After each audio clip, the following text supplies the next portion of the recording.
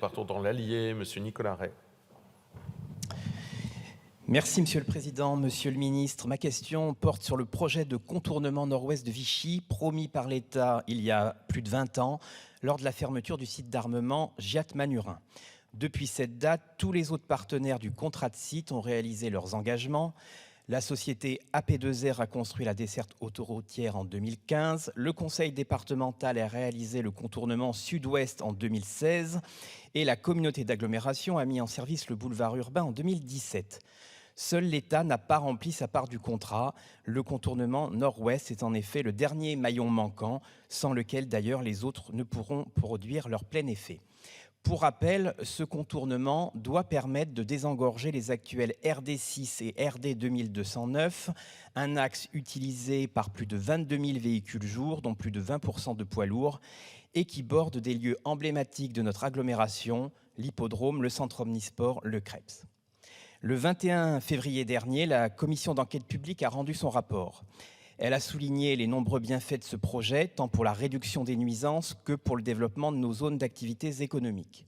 Toutefois, elle a rendu un avis négatif, notamment pour des considérations environnementales. S'ils doivent bien évidemment être pris en compte, ces aspects ne doivent pas empêcher la réalisation de cette infrastructure vitale pour notre territoire.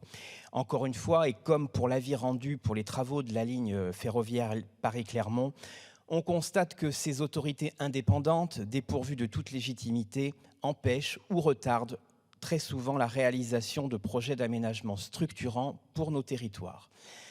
Il faudrait considérer et envisager de supprimer le caractère contraignant de tous ces avis, qui ne devraient être d'ailleurs que consultatifs.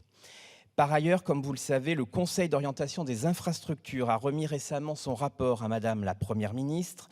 Le scénario qui a été retenu, dit de planification écologique, nous inquiète, Monsieur le Ministre. Le grand perdant de ce scénario, ce sont justement les routes et nos territoires ruraux. Ce rapport ne cite même pas la célèbre RN7, dont les travaux de modernisation doivent être poursuivis aussi bien dans l'Allier que dans la Loire. C'est pourquoi, Monsieur le Ministre, j'aimerais savoir comment vous comptez soutenir la réalisation du contournement nord-ouest de Vichy, tant sur le plan technique que financier, et si le financement de l'État sera bien inscrit dans le volet mobilité du prochain contrat de plan État-région. Merci. Monsieur le Ministre.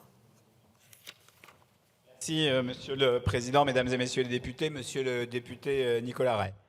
Comme vous le rappelez, le projet de contournement nord-ouest de Vichy est une opération sous maîtrise d'ouvrage de l'État et pour laquelle les attentes locales sont fortes.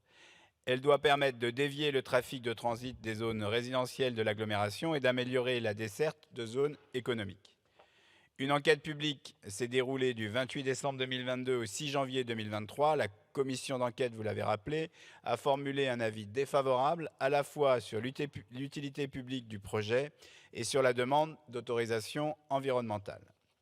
L'avis de la commission d'enquête est ainsi en cours d'examen par les services de l'État, avec l'objectif de garantir la sécurité juridique des décisions qui seront prises, qu'il s'agisse de la déclaration d'utilité publique ou de l'autorisation environnementale, ces deux sujets étant distincts. Par ailleurs, et comme l'a rappelé la Première ministre lors de la remise du rapport du Conseil d'orientation des infrastructures, nous ne pouvons pas faire l'économie d'une réflexion sur chaque projet d'extension du réseau routier. C'est dans ce cadre que nous examinerons une possible inscription de l'opération dans le prochain volet de mobilité du contrat de plan État-région, et il n'est pas possible d'anticiper dès à présent le résultat des négociations qui seront menées par la préfète de région et avec les collectivités locales. Les besoins exprimés dans la région Auvergne-Rhône-Alpes sont en effet très importants. Une forte participation des collectivités locales sera dans tous les cas nécessaire pour permettre la bonne poursuite de l'opération qui devrait se poursuivre, si sa priorité est confirmée, sous la maîtrise d'ouvrage de la région Auvergne-Rhône-Alpes, dans le cadre de l'expérimentation prévue suite à la loi 3DS. Je vous remercie. Merci, Monsieur le Ministre. Monsieur le député. Merci, Monsieur le Ministre, pour ces précisions. Rappelons que c'était un engagement de l'État, puisque je vous l'ai expliqué, la part du contournement avait été répartie entre les différents acteurs publics. Cela fait plus de 20 ans que nous attendons ce contournement. Il est attendu par une écrasante majorité de la population. Donc aujourd'hui, plus que jamais, il est temps que l'État tienne sa parole.